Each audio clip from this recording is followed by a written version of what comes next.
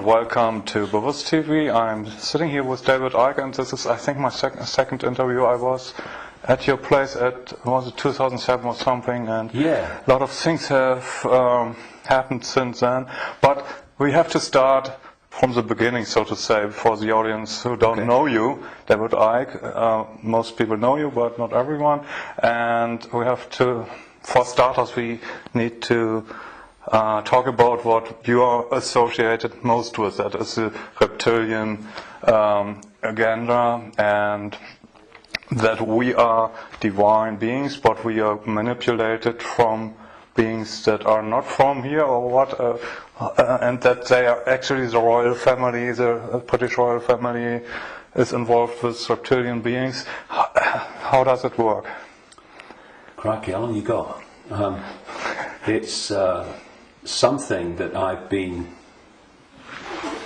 researching is a hardly applicable word in some ways, because to research means to look for, and you do that, of course you do, but after some extraordinary what people would call paranormal experiences in 1990 and 91, my life has become, since then, this synchronistic series of coincidences which have led me to, and even brought to me really, people, personal experiences, documents, books, and all these different sources that have put information before me in a very coordinated way, like some hidden hand is passing information to you. And it's not just random information, it's information that very clearly, as it comes into my life, has a direction.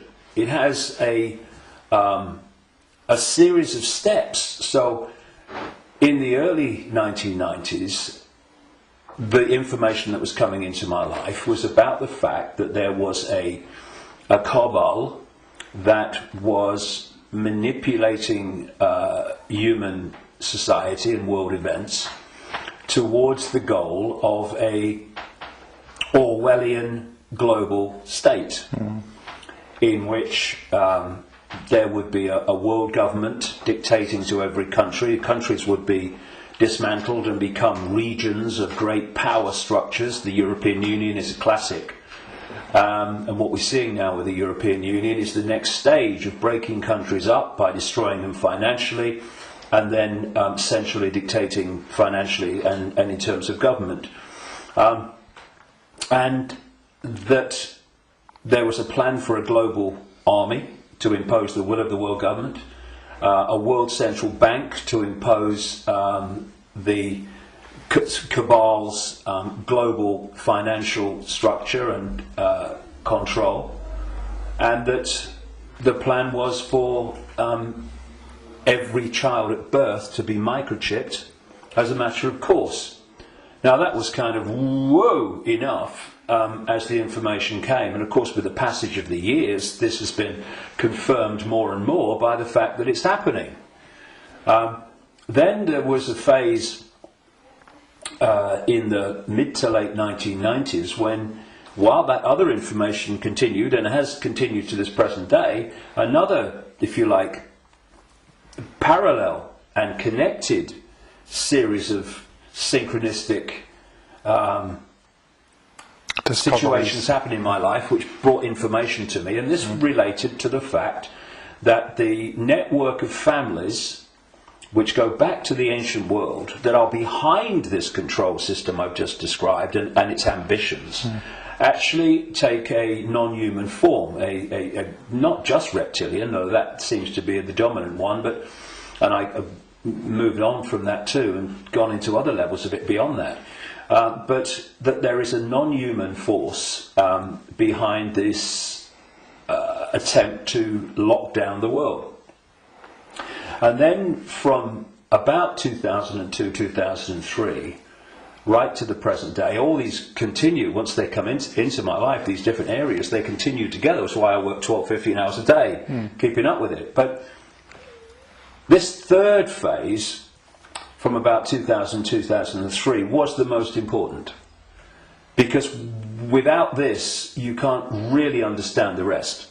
And that was about the nature of reality, the illusory nature of what we call physical reality, the fact that solidity is delusional, and that we live in a holographic, illusory physical reality, which is only one level of many multi-levels of this reality, which operates on a waveform level, vibrational level, it operates on an electrical level, it operates on a digital level, and it operates on the holographic level, which we in the conscious mind perceive as the world.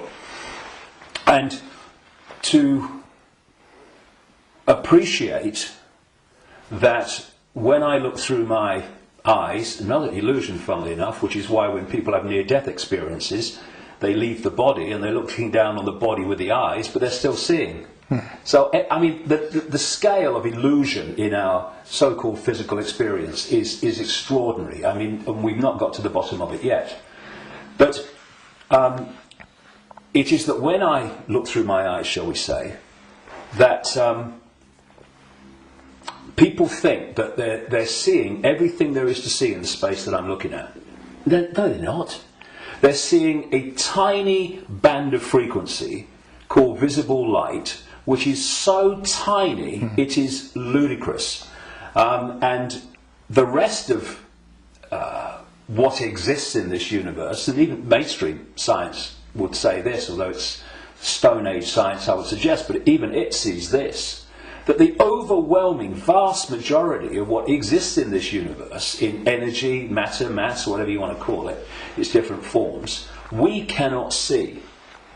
And therefore, we are living, if you like, in like a holographic television channel. Mm-hmm. So,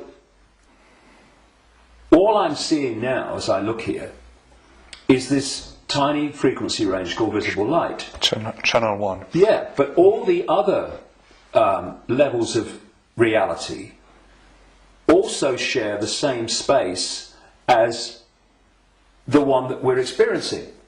And, you know, we've got digital television coming in now and all that stuff, but if you take the analog version of television, radio too, they are sharing the same space without interfering with each other, because they're on different frequencies.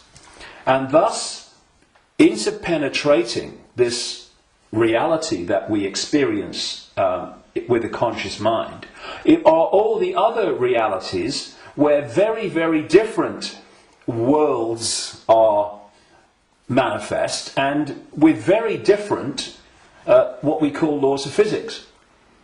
And so it's from these frequencies that are very, very close to this one that we use the term with radio and television where interference takes place.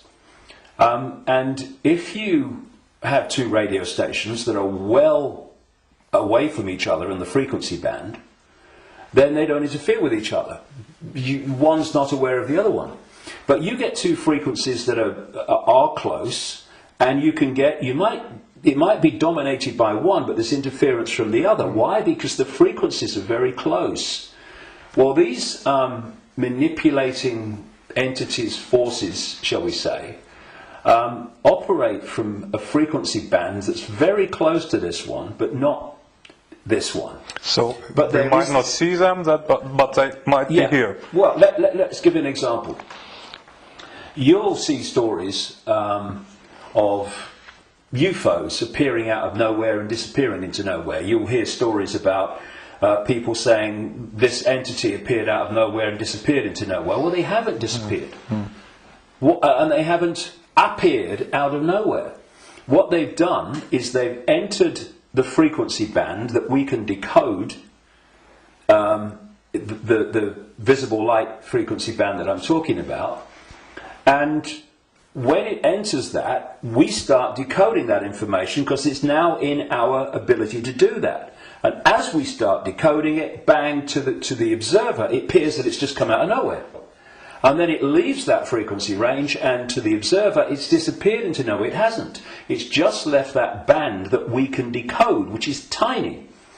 And so when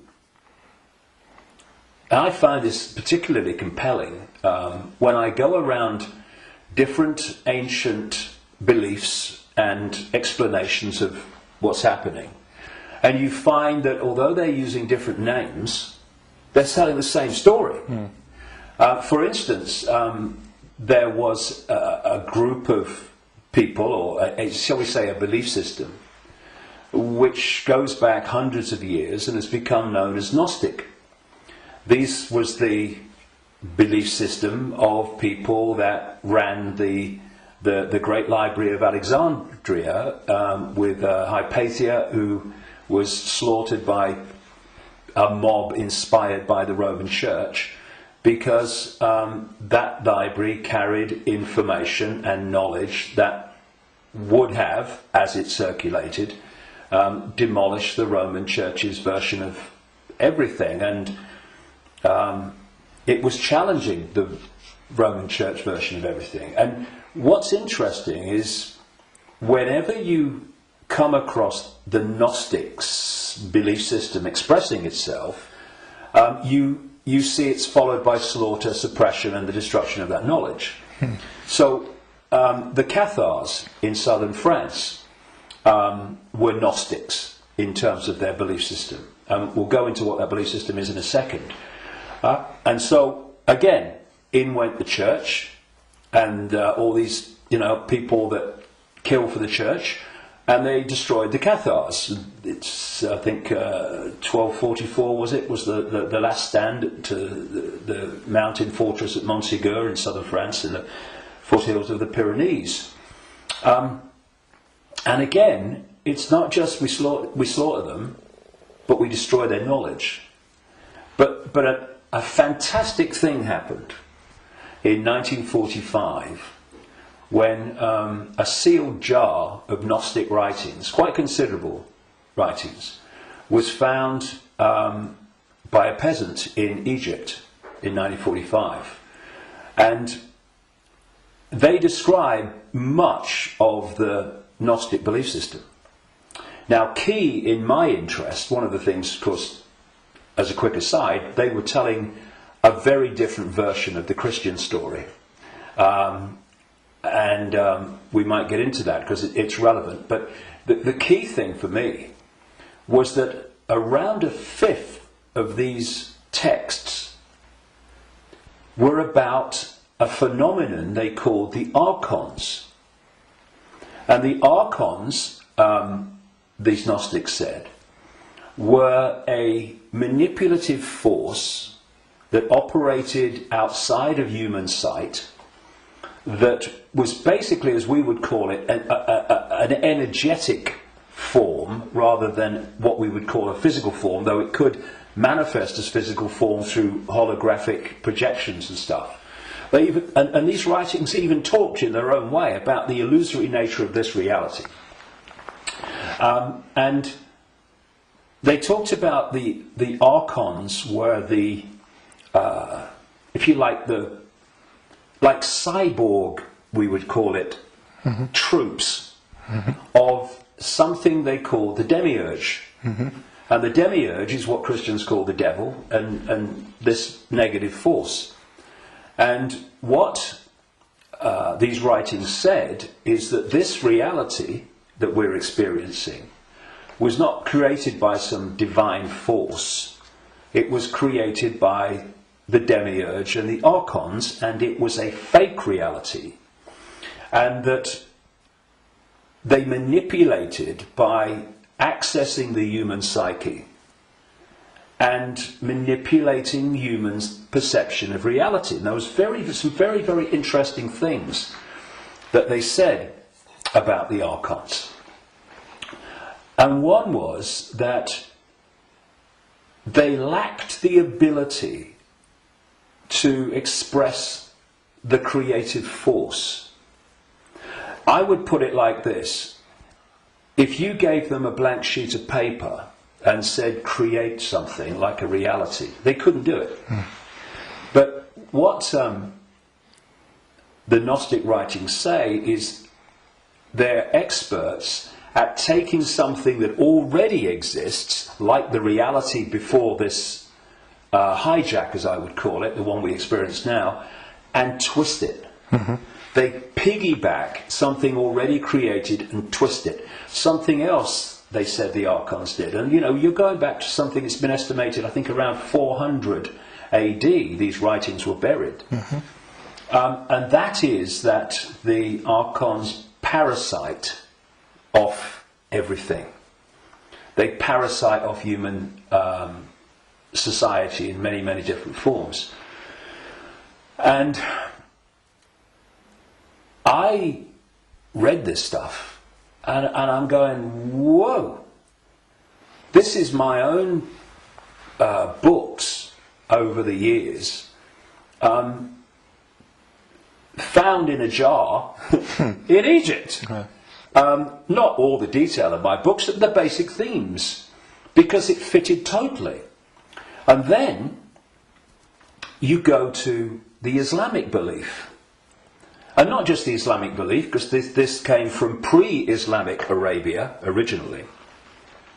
And that is the very considerable focus in Islam on energetic beings they call the jinn. Mm-hmm. And when you look at the jinn and you look at what the Gnostics said about the Archons, hallelujah, hello, they're the same thing. And then you go around other cultures and you see the same recurring theme. And so when you look then at human society,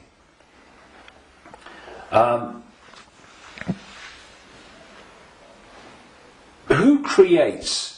What is the creative force within human society? Humans. Should be. Mm-hmm. What do these families that I've been exposing all these years, what do? They piggyback off that creative force and manipulate it and direct it in a way that suits them. What do these network of families also do?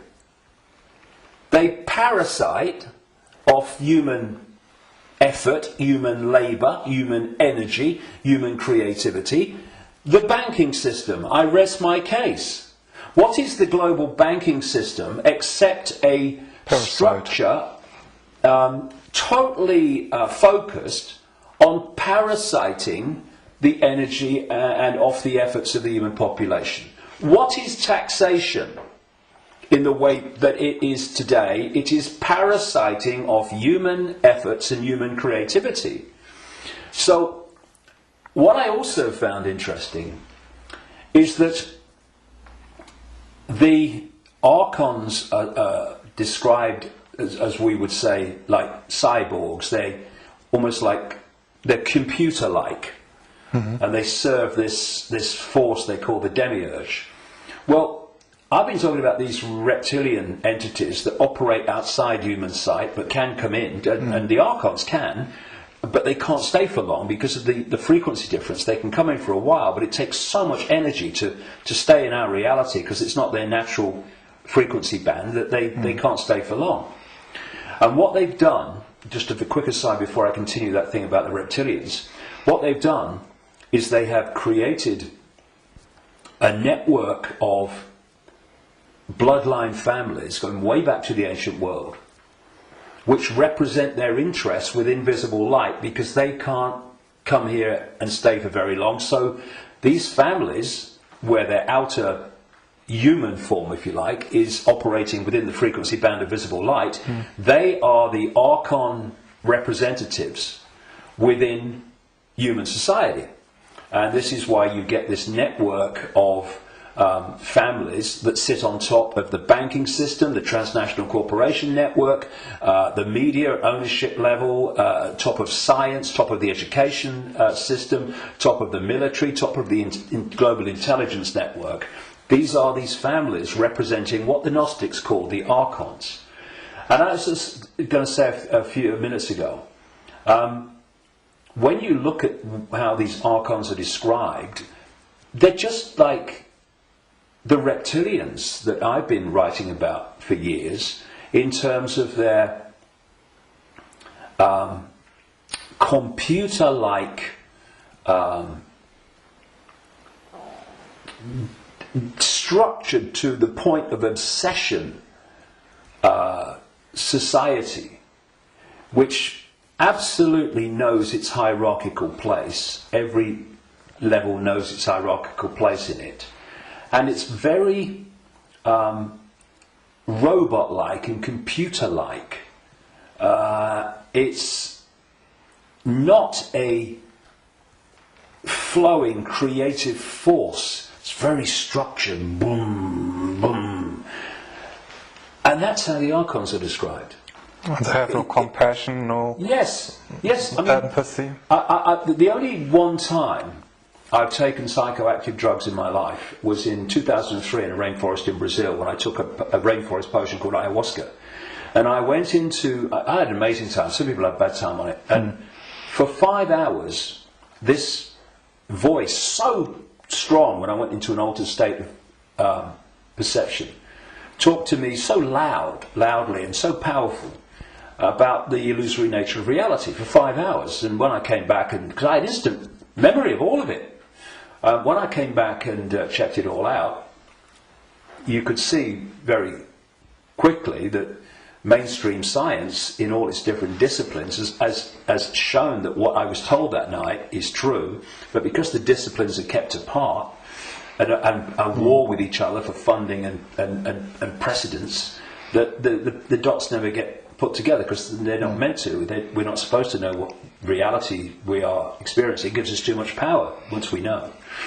And this voice said to me at one point, about when he's talking about the computer-like nature of these manipulators, if you programmed a computer to abuse a child, would the computer have any problem with it?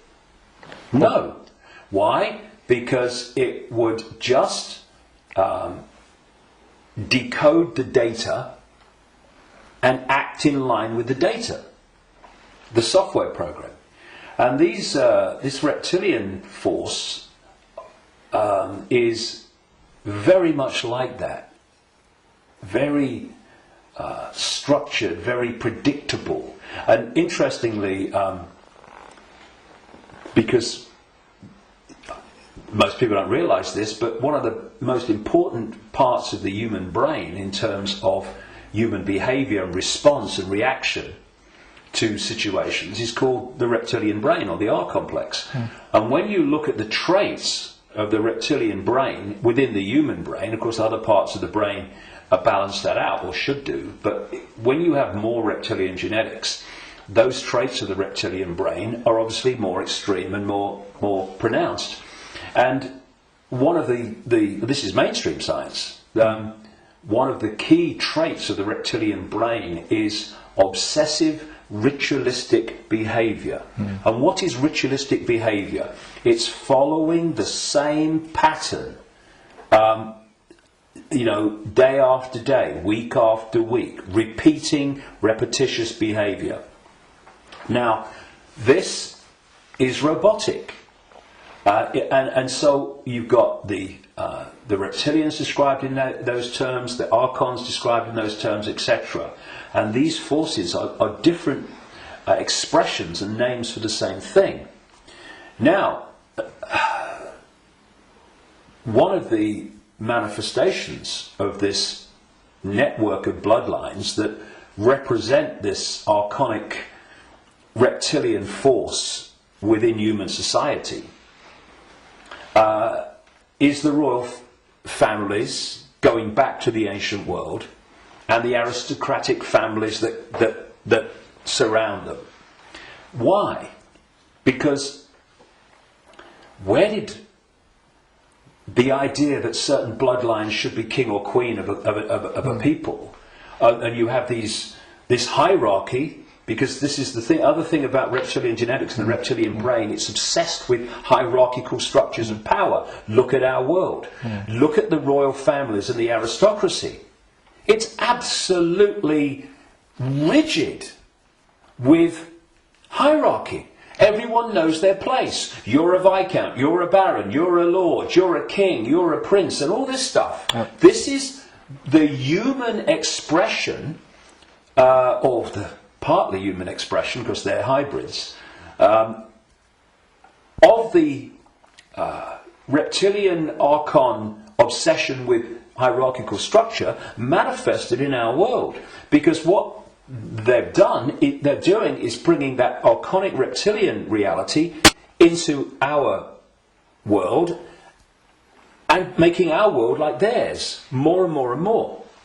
Now, we have this thing, of course, going way back, which goes under the title of things like the divine right to rule. And what is that? That's the right to rule because of your bloodline, because of your DNA. And we have the ancient emperors of China claiming the right to be the ruler because of their descendants from the serpent gods. And the association between the serpent and the snake with royalty and royal families and royal bloodlines, just follow it back. And so you look at these royal bloodlines that have come through, because what happened is that there came a time when the human population started to reject overt, in-your-face dictatorship from royal bloodline. And that you had that move where this force, not entirely, not least in Britain, moved into what I call the dark suit professions of banking and business and all the rest of it. And politics, and have gone on manipulating from that point of view. But some of them survived, like the British royal family. Now, if you want to see a group of people that are so obsessed to the extreme, not just with hierarchy, but my goodness me, they are. The whole British class system, as they call it, is based on, obviously, hierarchy, which is based on the head of state being the Queen. But you want to see a group of people who are obsessed with ritualistic behaviour, look at the royal family. She goes to the same palace at Christmas. She goes to the same palace in the summer. She goes to the same palace in the spring, and so on. And if you look at the royal year, it's ritualistic. It's a hamster's wheel, repeating. And then, and we've seen in the week that we're talking, 60 years, the Queen Elizabeth, 60th year on the throne, the Diamond Jubilee.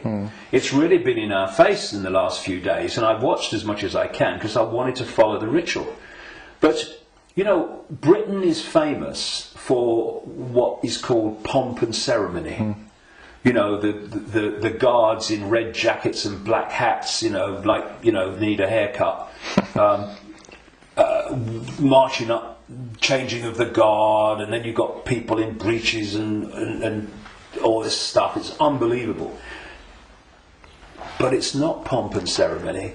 It is ritual. Repeating ritual. So if, I'm saying, and I've said for years and years and years, I've been saying it this week, as this has unfolded, that the British royal family, and the royal families of Europe too, but the British royal family is an expression of this hybrid bloodline which represents these other dimensional forces within human society. And I've described how these other dimensional forces operate, their mentality, how they structured. And you look at the British royal family alone, and it's absolutely a mirror of the very traits that the Gnostics, etc., have spoken of in terms of this archonic other dimensional force. So, it's very challenging, obviously, for people that have not researched this and not been through the experiences that I've been through in terms of things that I've seen and things that I've experienced and things that I've read and researched. And also because from cradle to grave we are given a certain version of reality. Boom!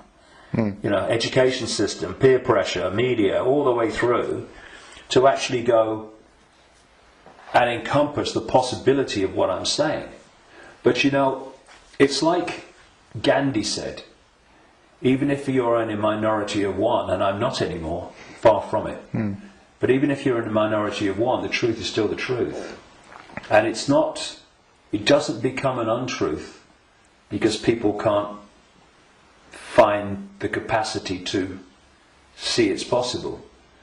It's just, you know, people say,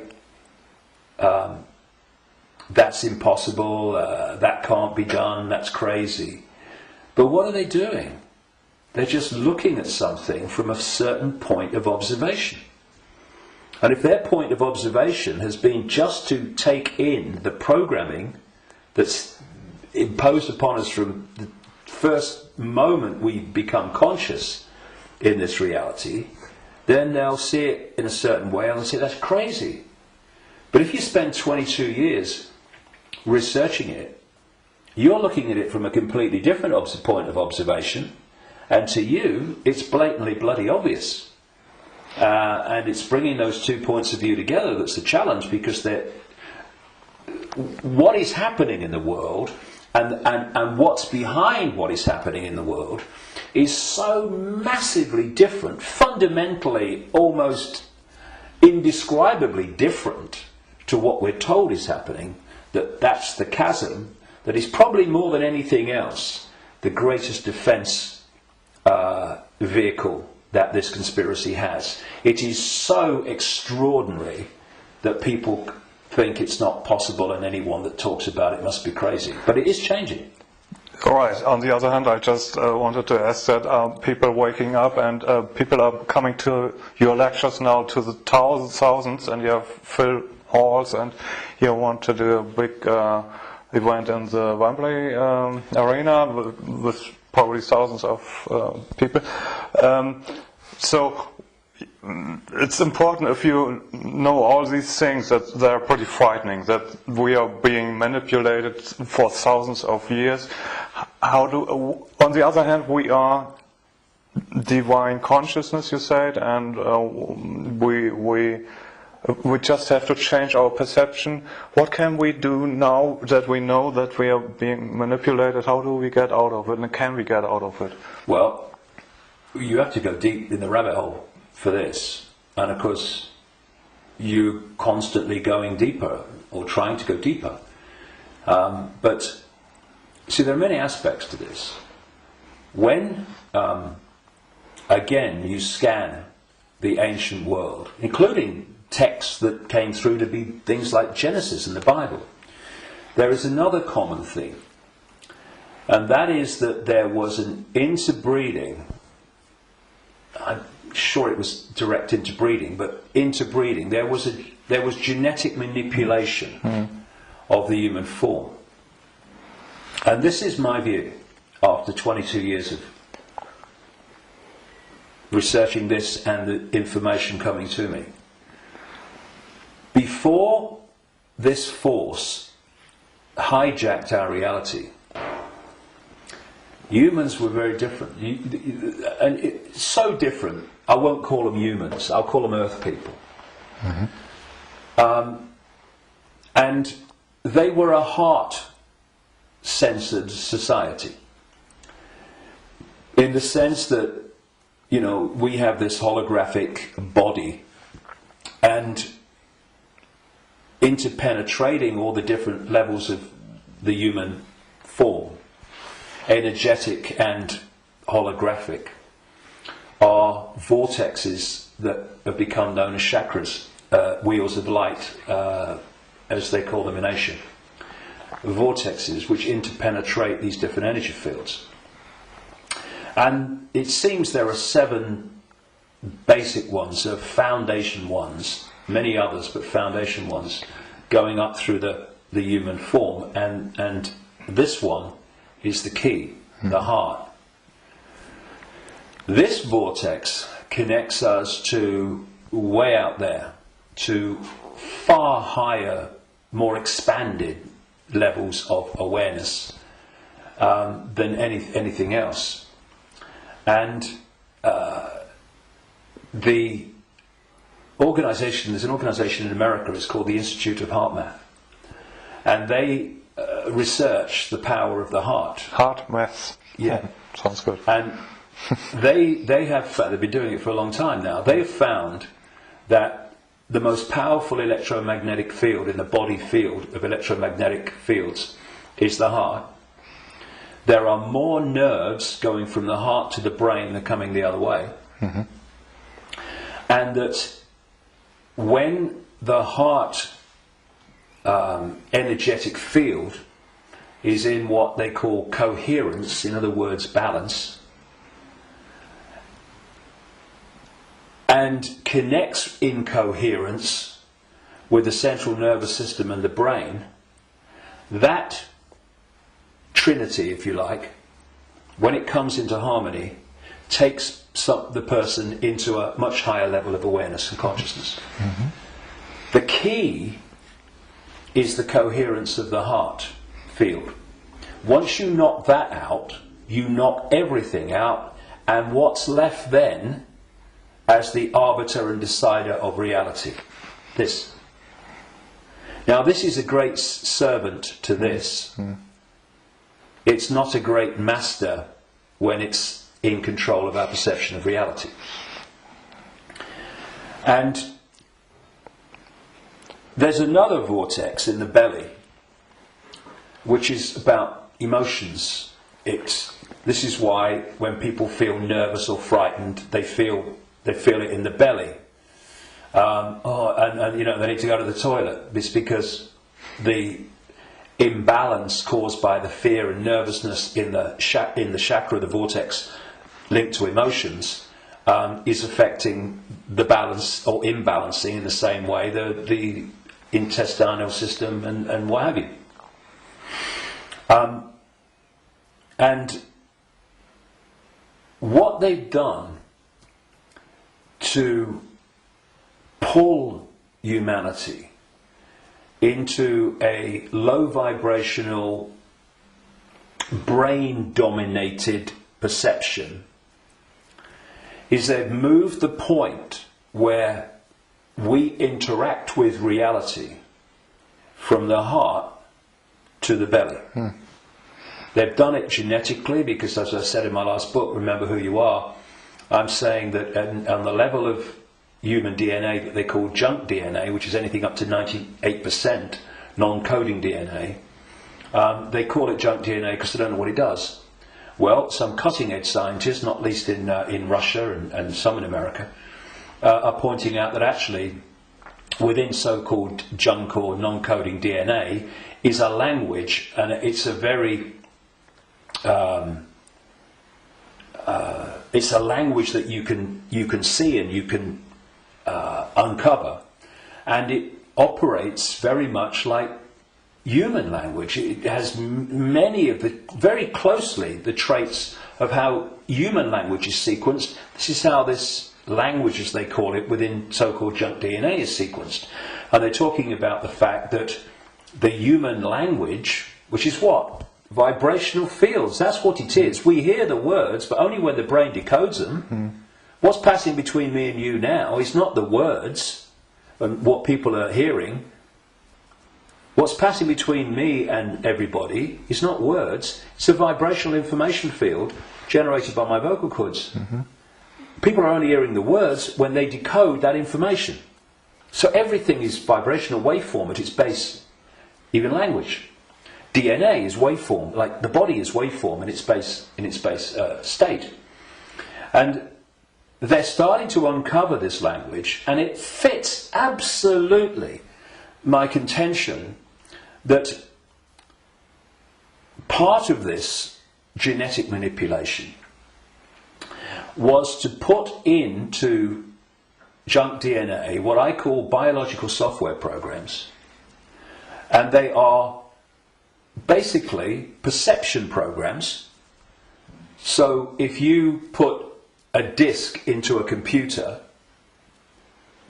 and the computer starts to read it, on the screen, the computer's symbolic perception is read from the disk. Well, what if we had biological software programs running through from junk DNA, this language they're finding, and we were reading them into a perception of reality?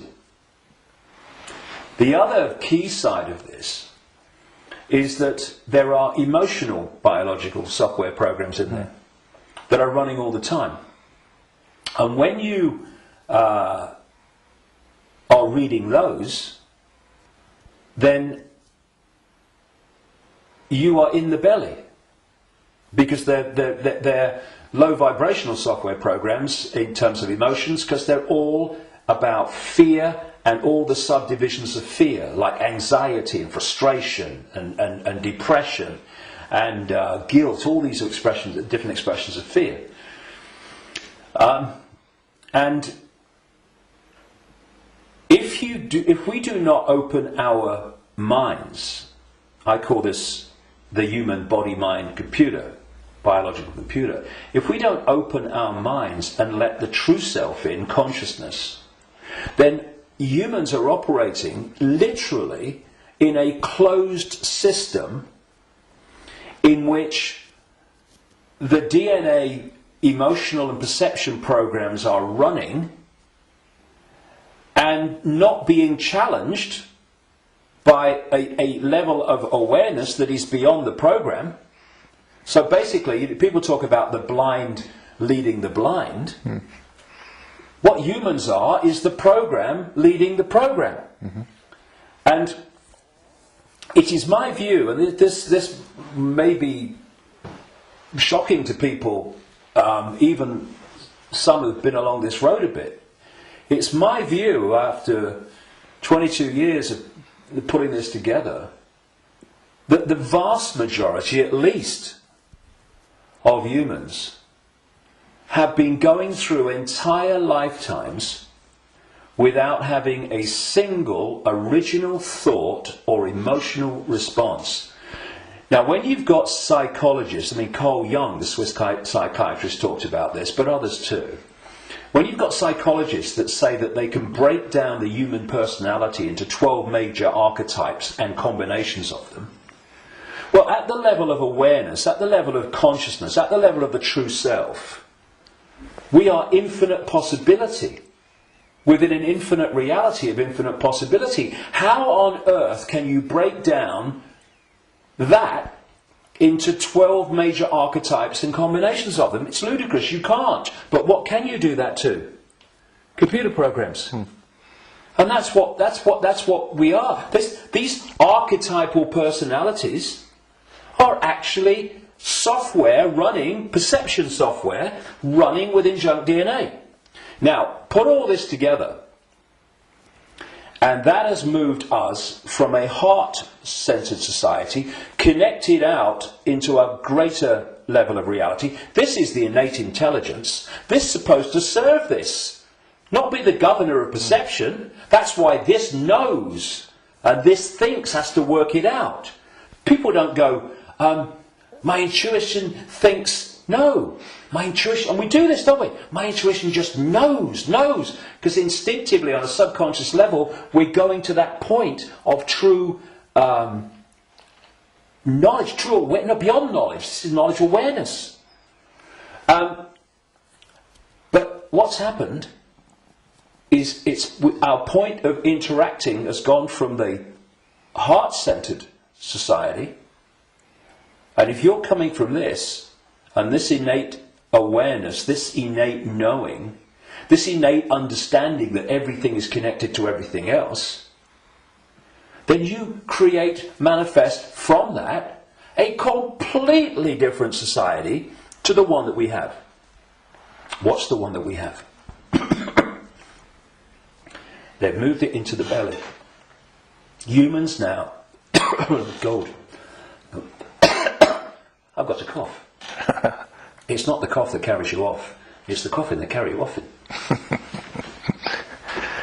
Now, they've moved it into a belly society. where does human response come from, overwhelmingly, to events that we face? The emotions. It's an emotional response. It's an emotional reaction. It's not a heart reaction, overwhelmingly, though of course it does happen. It's an emotional reaction. You know, this mass manipulation technique that I called a long time ago problem, reaction, solution, where they create the problem covertly, tell the people through an unquestioning mainstream media the version of the problem they want people to believe, and then they get the reaction from the people, do something, something must be done, and then they who have covertly created the problem got that reaction, do something, then at stage 3 openly offer the solution to the problems that they have created, which gives them the excuse to change society and advance the agenda that they're following. Now, it's not problem, go into the heart, look at it from the innate intelligence of the heart. It's not even problem, have a think about it, do a bit of research, see what you think. It's problem, reaction, solution. It's the manipulation of an emotional response, an emotional reaction. And what they're doing all the time is manipulating an emotional response to get support or to justify what they're doing. So, for instance, they'll tell you that Gaddafi was killing his own people and what have you, because they're looking for an emotional response. Oh no, we've got to stop him killing his own people. What they don't tell you, of course, is that the rebels were actually put in there, funded and armed by the NATO alliance to cause the problem. And then when Gaddafi's troops start reacting to what they're doing, shooting back at being shot at, then suddenly, oh, look, Gaddafi's killing his own people. Reaction, oh yeah, we've got to stop it. So this is happening all the time. You know, 9/11, ooh, that was, look at 9/11. And those horrific pictures and the towers coming down. Did that take us to here? No, it took people here. And from this gut, what would you say? Gut reaction. You know how many? People say, "What does your heart tell you? What does your heart tell you?" Right?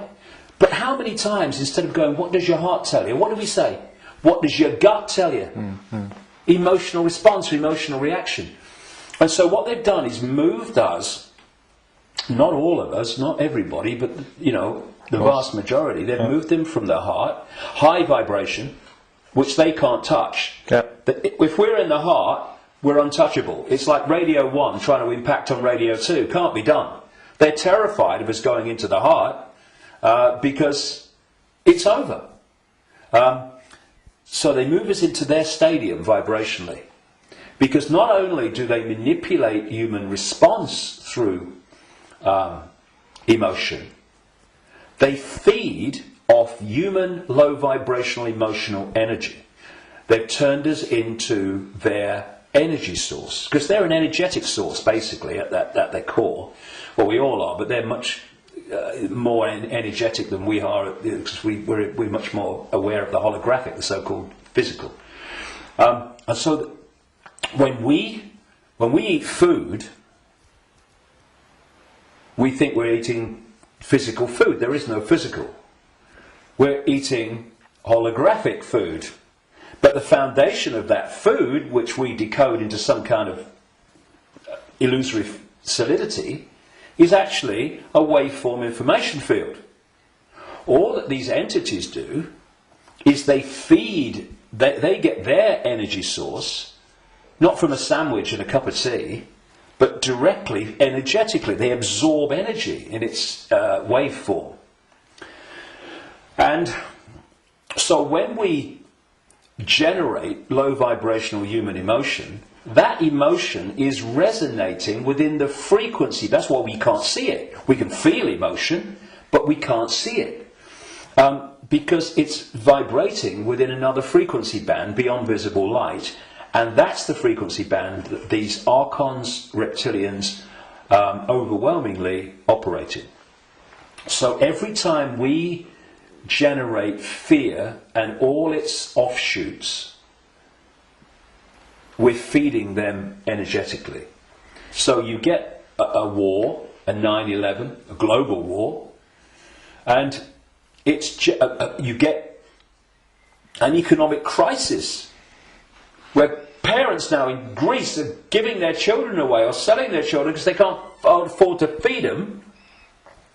Can you imagine in that one incident with one set of parents how much is generated here emotionally from the horrific? I can't even think about it. Imagine what it must be like. And that's just two parents. You get that operating. Look at the world. Look at the world every day.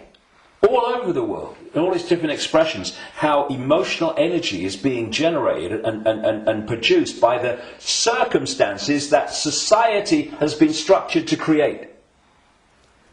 It's an orgy of energetic vampiring.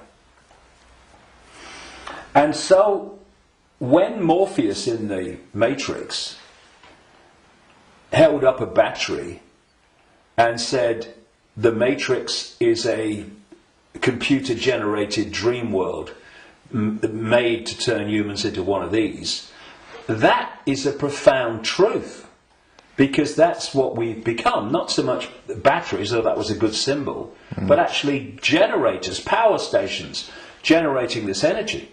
So we have this situation, if we bring these strands together at this point, in my contention, that these perception programs are running through junk DNA, and the emotional software programs, biological software programs, are running through non-coding junk DNA.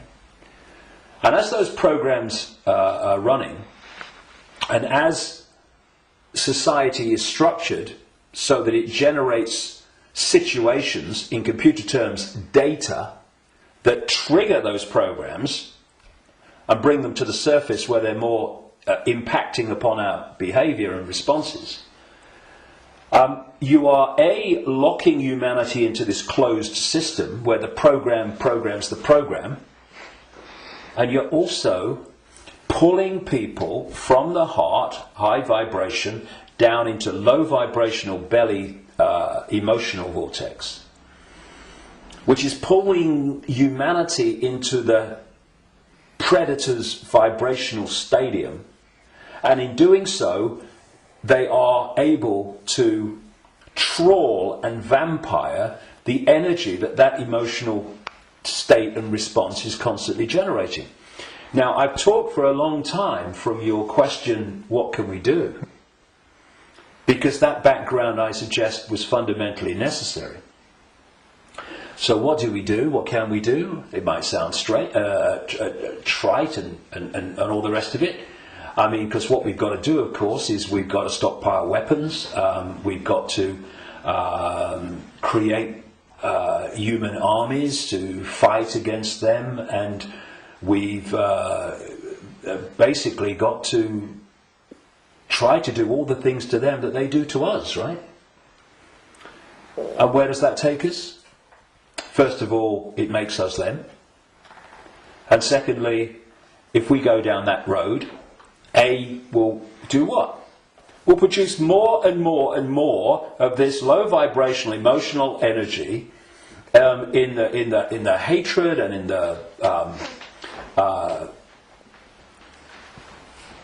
the anger that we produce. And we will also, if we go down that road,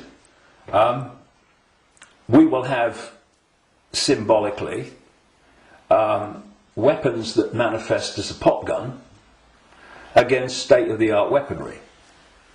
So, although it's very macho and very, we've got to fight. I love Tony Blair once, he said, we've got to fight for peace.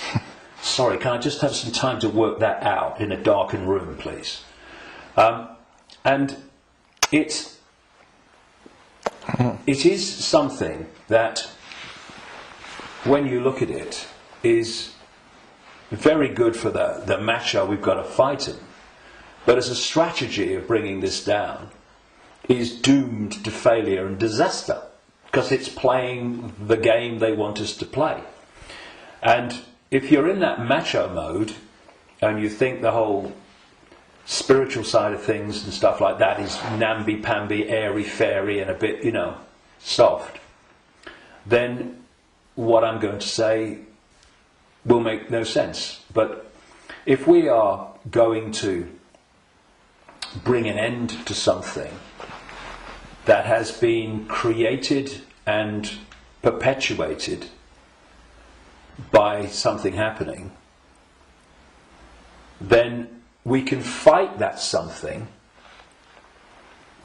or we can remove that something. And if you've got your finger in, a boiling pan of water, well, you can turn the gas off, or you can literally take your finger out. In other words, instead of finding a solution to the problem, turning the gas off, not really a solution, your finger's still in there, you remove the cause of the problem. The cause of your problem burning in the water is because your finger's in the frickin' water. So remove it. Done.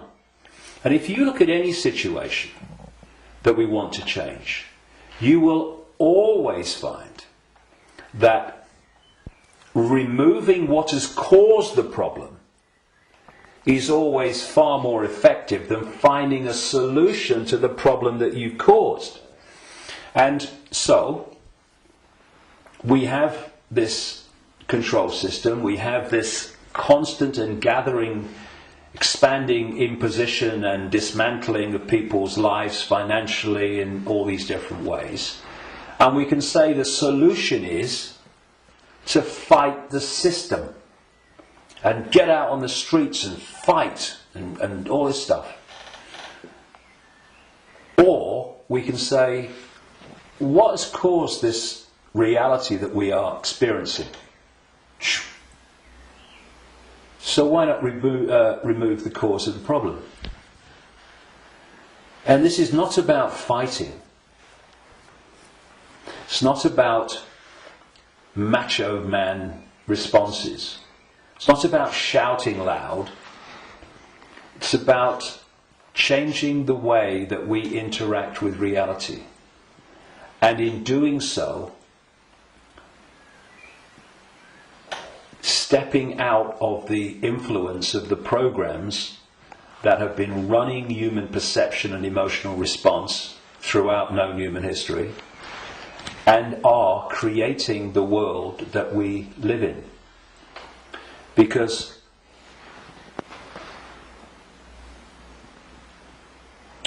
if I go back to what the Gnostics said about the archons, they have no creative energy. They can't make things happen. But we can. We can, yes. Which is bringing us to an interesting point. We can manifest. What this manipulative force has done has programmed humans to use that gift of manifestation to manifest what they want. And so, if we manifest from our perceptions of reality, then manipulate their perception of reality, and they'll manifest what you've manipulated them to perceive as reality. So, I see people challenging war and conflict when their own lives are full of conflict. Now, we live in a holographic reality at this conscious mind level, and there's a very unique and fascinating trait and characteristic of holograms and holographic reality. Every part of the whole is a smaller version of the whole. So if you take, for instance, in the holograms that you buy in the shops, if you take the waveform holographic print, which is on the print in waveform information, and you cut it in 4, and you fire the laser, which reads that information in effect, and brings the 3-dimensional holographic image projecting from the waveform information on the photographic print. If you cut that into 4 and put a laser to each 4 pieces, you will not get a quarter of the whole picture. You'll get 4 quarter-size versions of the whole picture. And this is why, or explains why alternative forms of healing, like reflexology and acupuncture and others, can find points on the ear and the feet and the hands and all different parts of the body that relate to the body as a whole. Thus, reflexologists can work on a part of the foot and impact upon the heart or the liver, depending on where they're doing it. And I've known and talked to reflexologists and people like that over the years, and they know it works, but they're not sure why it works or why there are points on the foot and the ear and everything that relate and impact upon the body as a whole. Well, it's simple when you realise that this reality is holographic, because every part of the whole is a smaller version of the whole. The body is a holographic manifestation, it's a hologram. Thus, every part of the body must be a smaller version of the whole, and that's why all over the body, in all the different parts, you can find points that relate to the whole body. In the same way, if we have conflict in our own lives on a so-called individual level, and this is going on all over the world in all these different societies, and it is, then that's a smaller version of the whole. And a hologram moves both ways. When the whole hologram shifts, all the parts of the hologram shift, because they're expressions of each other. You shift or affect the smaller part of the hologram, and in this case it's lots of people, billions of people with conflict in their lives and all that stuff, and that's going to impact on the hologram as a whole, i.e. human society. And you're going to have collective conflict. If we want to put the fire out of the whole, what we call human society and global experience, then we have to put the fire out in our own lives, because we are fueling the fire. We are creating the fire.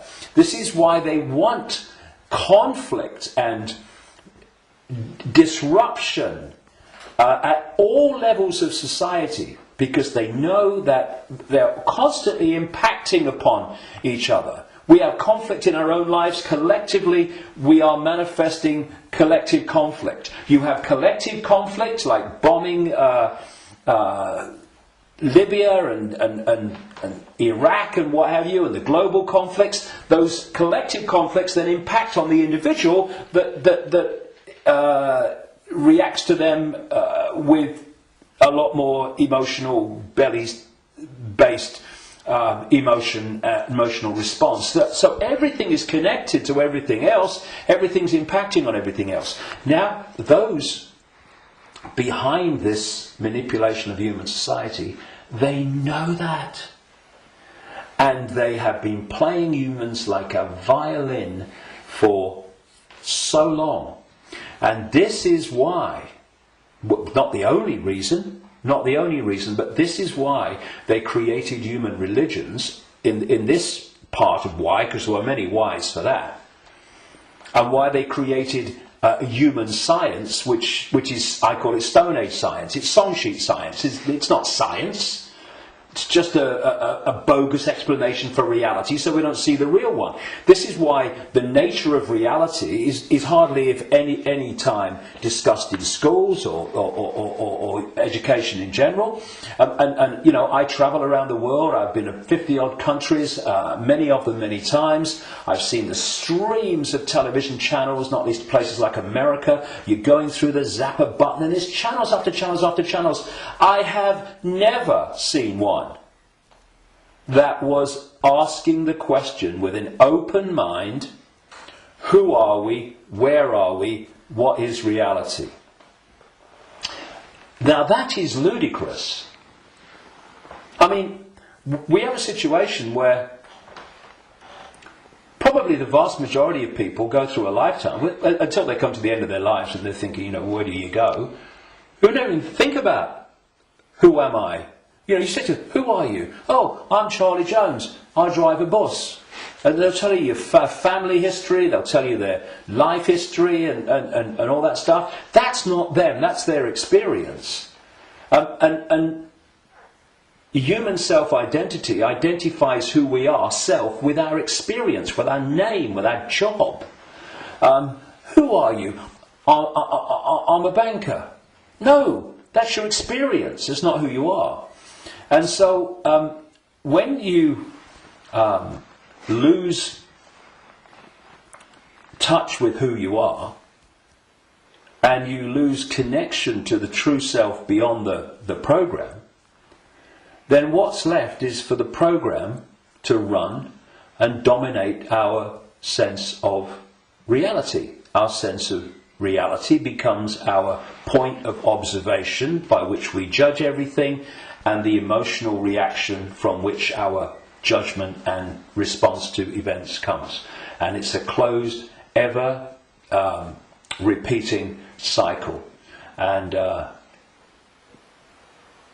unless we break it, then this will go on. And we break it by moving our point of attention, the point at which we interact with the world, from there to here. And you know, I had some amazing experiences in Peru in 1991.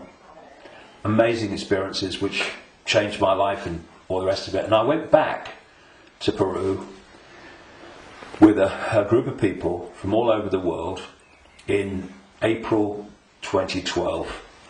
And we went around Peru, and we went to Machu Picchu, and this place where I had my amazing paranormal, what extraordinary experience in 1991 called Siyustani, near a place called Puno, and Lake Titicaca, the highest notable lake in the world. And this group, all of us, were going around these places, and what these places were heart places. Mm-hmm. When you went there, you interacted with them from here. And the behaviour of the group and the demeanour of the group was laughter and joy and happiness. Then there was one day, and this really, you know, I've been aware of all this for a long time, but you know what it's like. Sometimes you have an experience and it goes bang in your face. And there was one day towards the end of the trip where we went to a place called Kiwanaku, just over the border in Bolivia. It's an ancient site, very famous ancient site if you look at the history and accounts of South America. And if anyone thinks that human awareness, human emotion, human demeanour does not impact upon the energy field that we're all interacting with, they should cross the border between Peru and Bolivia at this place where we did. You walked across a bridge across a river, and one side was Peru and the other side was Bolivia. So once you crossed into Bolivia, woo, boom, this, you're right? back. So it took ages to get through the border guards, just for a tourist group who's going to be in the country for about 3 hours. They'd all just come back from a hospital, apparently, where they'd had a sense of humour bypass. And we headed to this Kiwanaku, going through in a 40-minute drive through a police checkpoint and a military checkpoint. You know, I mean, if anyone says that he's predicting that Bolivia is going to be a police state, well, you're too late, mate. Anyway, we get there, and it was horrible, Kiwanaku. It was big time here, right?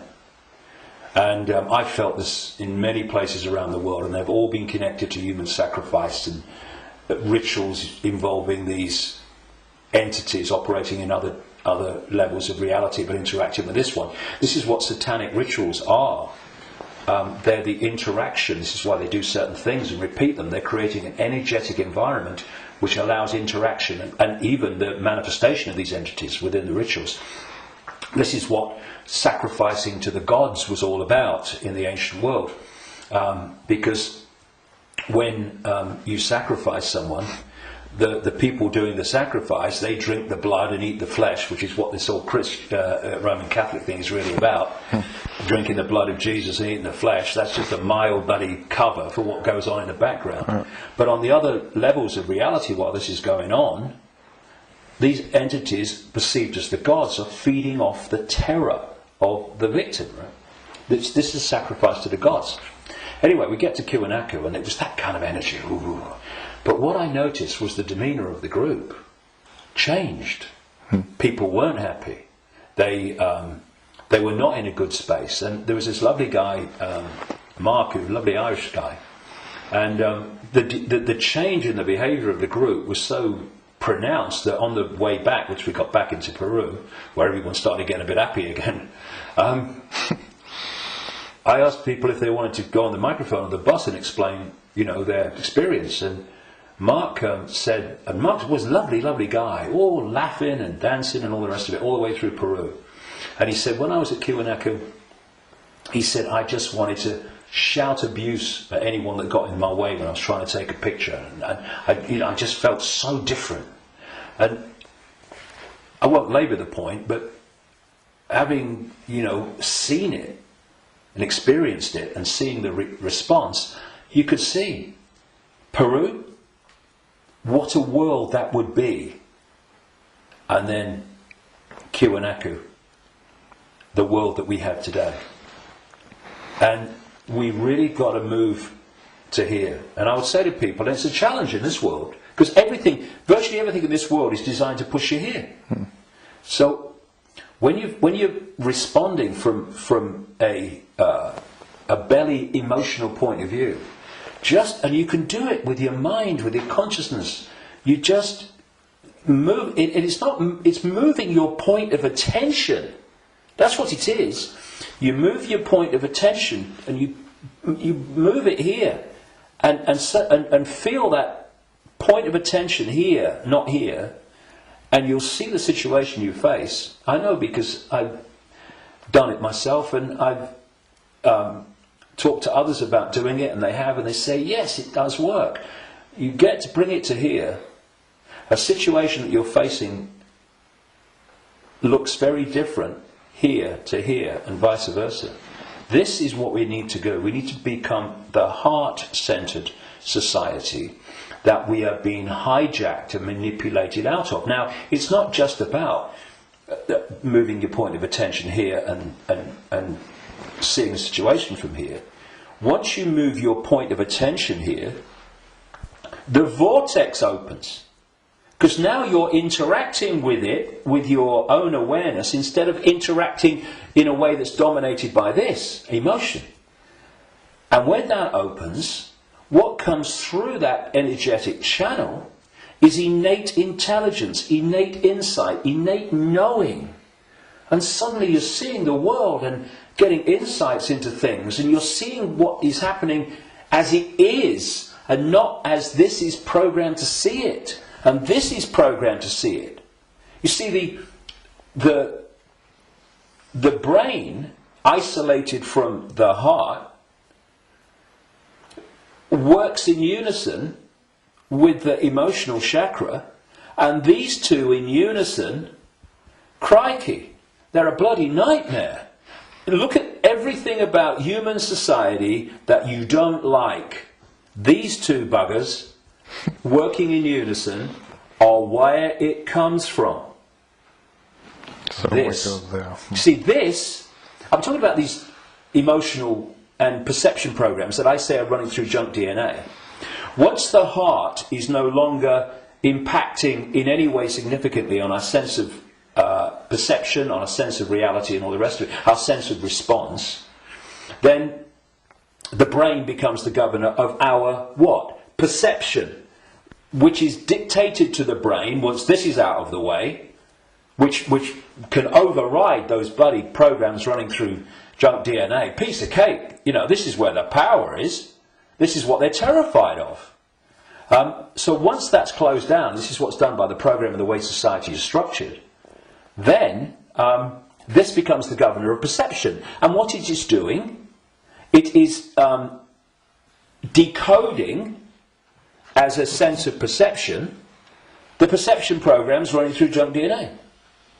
And that perception of something becomes an emotional response to something, and this is an emotional response from the programs running through junk DNA of the emotional programs. So here's your if you like, your holographic manifestation of the perception programs of self and the world and reality running through, and here is your holographic expression in response and reaction of the emotional programs running through junk DNA. And these have created the world we don't like. They've created the ability of the few to dictate to the vast majority. Because this will never see it. This will never get it. Except up to a point. This can get to a point where it can see the names, dates, places, Bilderberg group level of engineered wars level of what's going on in the world. But seeing where that is coming from, what's behind it, you've got to go in here. Because if you don't, you can't get into the rabbit hole. Because this can only go so far. And it's my view, and in my experience anyway, that if you are an expert in 9/11, in engineered wars, engineered banking scams, manipulated political nonsense, then you are still walking around the outer rim of the rabbit hole. You've not even entered it yet. Because it's still the movie. This holographic reality is like a holographic movie. And when a movie has hit the screen, that's it. It's a done deal. You've got to change the movie now. And that's what this world is, this holographic world. Because what the human body computer is doing is taking vibrational waveform information, which is what the five senses do. It's turning it into electrical information, same information, different form, and it communicates that to the brain and the whole genetic structure, in fact, and that decodes it through into the digital and then the holographic. So the holographic, this apparently physical world, is the end of the story. That, in movie terms, is the movie hitting the screen. You ain't going to change it. You won't stand up in front of a movie screen and start shouting at the screen and telling the movie to change, will it? People will go, you're mad, mate, you're mad. If you want to change the movie, you've got to change the reel. It's being projected from back here. But that's what we're doing. You know, so many ways that people respond to this conspiracy when they meet it at some level. It's, we must get out in the streets and protest. Well, I'm not saying don't. But that's still trying to change the movie when the movie's hit the screen. If you come back and go deeper in the rabbit hole, and you understand where this movie's being projected from, which is from other frequency bands of reality through the Illuminati families and the Illuminati structure within visible light human society to become the movie we call human society, then you can go back to the point it's coming from, and therefore you can change what's coming. You can change the movie. And that's what we need to do. And to do that, you know, those that And I'm not knocking the 5 sense level of the conspiracy and communicating it, 9/11, manipulating. I'm doing it every day on my website. Books are full of it. We need to know that. But if we only do that, then basically we are seeing the outcome. We are not seeing the origin. And you cannot change an outcome without changing the origin. And so when I look at so much conspiracy research, good luck to them. You know, everybody that comes and does this, hallelujah to you. Good on you. But there comes a point where we know how the system works in the holographic world. I mean, what's left? Finding out what size shoes Henry Kissinger takes. Yes, on a daily basis as it unfolds, we need to, keep with it. But, okay. But are we going to become recorders of our own enslavement? Oh, see, I told you they'd do this next. Look, they're doing it. If we do that, we've moved from not knowing that the prison's being built around us to seeing the prison being built around us. But there's a common theme between the two of them. The prison's being built around us. And that's fine if people want to do that only. I'm not saying don't do it, but to do it only and ignore where it's coming from, therefore the solution or the removing the cause of the problem. The people who only do that will record and record and record and record their own gathering enslavement and the enslavement of humanity until we wake up. Would you come with me, sir? I ain't waiting for that. We need to change where it's coming from. And for that, there are some major challenges for those in the conspiracy research arena who are dominated by a sense of patriotism and dominated by a sense of a religion. Because patriotism, in the sense of, I'm not saying don't, love your country and love your culture, nothing like that. But patriotism, in the sense of self-identity, I am an American, I am an American patriot. No! That is your experience. What you are is infinite awareness. All that is, has been, and never can be. All possibility. Having that experience.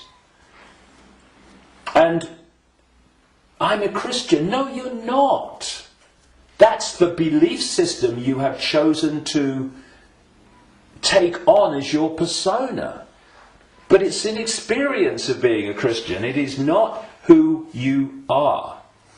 And if you self-identify with being a Christian or being a Jew or being a Muslim or being a Hindu, again you are in a self-identity which is self-identifying with something that's not you. And also, and this is in terms of getting to the origin, it means that you are not going to go, I've come across this all the time, me. I mean, I'm the guy that people in mainstream society, they see conspiracy researchers of the 5 sense nature as extreme and crazy. A lot of them see me as extreme and crazy. Because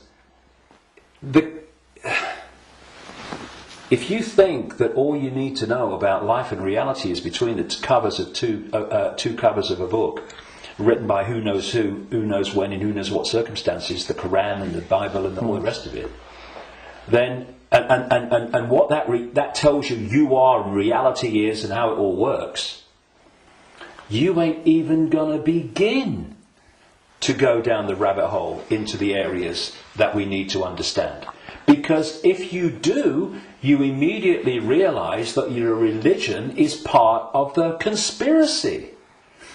We talked earlier about the archons and this demiurge, that this like devil figure, as Christians would call it, that the Gnostics talked about in their texts. Well, that demiurge and those archons, those jinn and whatever you want to call it, those reptilians and all the different facets, they are the force that the major religions worship as God. Yeah. It is the Islamic God, it is the Christian God. What, being controversial now, aren't I? I have been known to. I don't care. I want the truth, not the popularity contest victory. It's the God of Islam. It's the God of Christianity. It's the God of Judaism. Yahweh. Oh, that's the demiurge. That's this fake creator, manipulator of creation that the Gnostics talked about. So we got this situation. Please tell me it's not true. I'm afraid it is. But it doesn't have to be. We just change it. And it's gone. But where this unseen network that the Gnostics talked about, all these people talk about, have created this conspiracy, this network of human manipulation of politics and business and banking and all the rest of it. And some people, increasingly large numbers of people, fantastic, have started to see that and challenge it and try to expose it. But at the same time, they are welded to religions that are worshipping the very force that created what they're trying to expose. And I suggest what we need is, yes, to move here, to open this and let consciousness in, but we also need a blank sheet of paper. A blank sheet of paper that says, okay, all preconceived ideas over here. All preconceived beliefs and perceptions of reality over here. Now, from this point, what goes on that sheet of paper in terms of my perception of reality comes from information, comes from innate knowing, does it feel right, and comes from it standing up on the basis of credible information and intuitive knowing. Now, some of these preconceived beliefs, they might be able to be put back. Mm-hmm. Maybe. I don't think many will. I don't think any will, really, but they can be. But they're not there on the sheet of paper dictating reality by reflex action. Now, David Icke, he talks about shape-shifting reptilians. He's mad. It's not possible. No, you do not believe it's possible, and thus you are dismissing what is absolutely explainable, not because you've researched it, not because you've even looked at it, but because that program, which is dictating your sense of reality, cannot encompass it. Thus, people say to me, and have said to many people in this arena, when the actions of these families have been exposed, they'd never do that. No, mate, you would never do that. They would and are every day. It's this, and then you say, well, how much? I've said this to television interviews in the mainstream, but they're like, loads of rubbish. And I say, well, I've been to 55 countries, many of them many times. I've researched this full time for 22 years. How much research have you done on this subject? Zilch. But it's different, it's outside of their perception of possibility, so it's dismissed. And this blank sheet of paper lets anything in so long as it justifies its place on the paper. And when you do that with an open mind, you don't say, I'm a Christian, so I don't criticize Christianity. You go, I'm going to look at Christianity and what I've believed up to this point from a detached perspective and see if it stands up. I know a guy in America who set out many decades now. He was a real avid Christian, and he set out to prove the Christian story was true. Jesus existed and all this stuff. And very soon after this, as he started, I'm going to show it. Of course, what he realised very quickly is the evidence is all the other way, and he became a conspiracy researcher because then he's going, well, nothing of it. If I've been duped on this, what else am I being duped on? And then the dominoes start to fall, and you start to see the greater conspiracy. But he had an open mind enough to see that when the information was going in a certain direction, he was willing to go with it. But a lot of people that are welded to religions, they don't want to look at the information. And you can be a religious believer, and you can go to the 5 sense level of the conspiracy, because you can say it's Satan and Jesus is coming, and it's Armageddon, and it's the end times and all that stuff. You can do all that from a Christian perspective, but you ain't going to get in the rabbit hole. To do that, all those belief systems have to go, because they're there to censor the true self. Okay, thank you, David. That's amazing, and a lot of information, and a lot to think about. But the important thing is not to think, but to know, to feel, and we all have the ability and the what humans have. We can change it because we can create, which the others can't.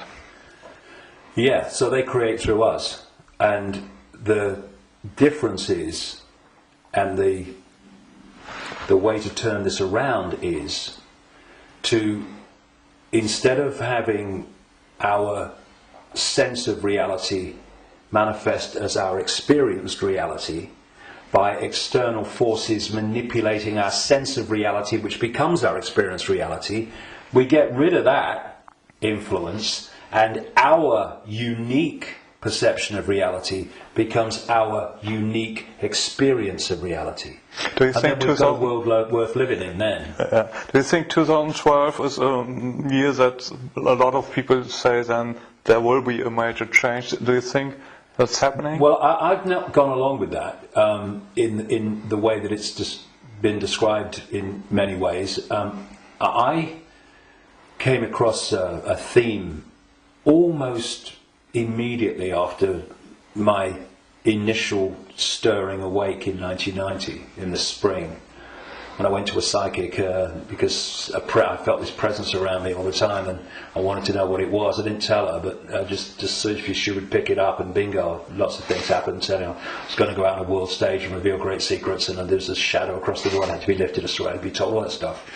From that very earliest time, there was this theme that there was a vibrational change, which I would see now as a waveform information change, that was going to have many effects, but two major ones.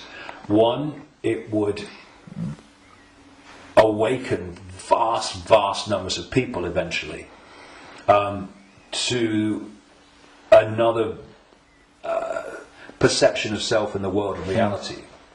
The less closed-minded would be affected first, but eventually people at that time who were absolutely in the bubble, in the box, would be affected. Well, it's happening.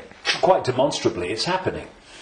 And the other effect, major effect of this vibrational change, which way back in 1990 I gave the title The Truth Vibrations because of this, these changes that we was going to bring, was going to be that this vibrational change would bring to the surface all that had been hidden so people could see it. Well, you look about people waking up to another version of reality and self and the world, in vast numbers in 1990. You look at all that's been hidden coming to the surface in 1990. You know, what? Look at it in 2012. It's incredible. It's happening, right? But this truth vibrations that I was, as I called it, was going to be something that would get more and more powerful and more influential. And the significance, a greater significance for me of 2012 is that it's not 2011, but it's not 2013 either. However, I think that what we are seeing in 2012, and we'll see more of in 2013, 14, 15, is that we are now reaching a point in this where it's starting to be tangible in its impact. You know, I'm seeing people now within the system, doctors, scientists, people like that, are starting to look and saying, it's all nonsense, isn't it, right? Now so we've reached a point in 2012 where this is becoming more and more tangible. And I think by the end of the year it will be more tangible, you know, because this is an ongoing thing. And the focus on 2012 in a positive way about, you know, this is going to be the Great Awakening. And I don't think it's going to be the Great Awakening in 1 year, but that focus on it, people are focusing on the fact of awakening, and that's bound to impact upon people opening their minds. The negative part about it, of course, is this stuff about the end of the world and all that stuff, which brings, where does that take you? It takes you here. So I think that 2012 is significant in that way. But in 2013, we're going to see the impact even greater, 2014 even greater. And there's going to come a point where this information vibrational change is going to reach a tipping point where it's the dominating perception. And at that point, the House of Cards will come down. And one of the other themes in the last 22 years that I've picked up from many different sources and stuff is that just when the control system appears to hold all the aces and has got everything in place, it's going to come down so fast it's going to be shocking. So for a little while longer, I mean, we're seeing it now, you know, President of the United States every day deciding who's going to be killed in a drone attack and all that stuff without any due process or anything like that. So we're moving, but at the same time, this awakening is moving as well. And, you know, the president and the control system and their agenda and their unfolding Orwellian state, although it's not called that, the facets of it as they unfold are all over the television news and they're in all the newspapers. So people can get the impression, understandably, that's all going on. Oh my goodness me, look at this. What's not in the papers, what's not on the television, for obvious bloody reasons, is that this is this quiet, well, in terms of people like me, as loud as I can bloody be, awakening, but a quiet awakening with most people is gathering and it's growing.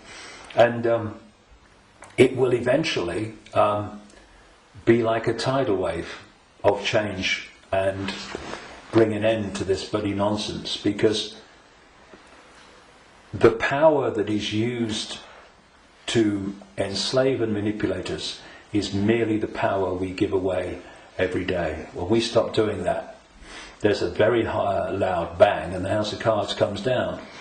But so that's the revolution. The revolution is not stockpiling weapons and hurling abuse and all this stuff. The revolution is remembering who we really are and the power to dictate our own reality collectively and individually that memory brings. That's the revolution, remembering who we are. That's why I've called this big event at Wembley, Remember Who You Are. It's the key to everything. If we don't remember who we truly are, infinite consciousness having an experience, nothing's going to change. And but we are, and so it is. That's changing. we can see it, and you're part of it, and we are part of it, and I thank you for what you do. Well, thanks. And anyone can be part of it. It's just a choice. Right. Thank you, David. Cheers, mate. Thank you. Thanks a lot.